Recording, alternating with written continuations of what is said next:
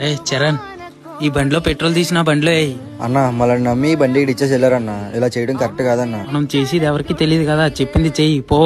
అన్న నేను ఇది చేయలేనన్నా. అన్నా నా బండి రిపేర్ అయిపోయిందా? అయిపోయిందన్నా. ఎంత అయిందన్నా? ఒక 200 ఇవ్వండి అన్న. అంత పెద్ద పెద్ద రిపేర్ ఏమీ లేవులే. పక్క షాప్ లో 450 రూపాయలు అడిగారన్నా. మీరు చాలా మంచిది, తీసుకోండి.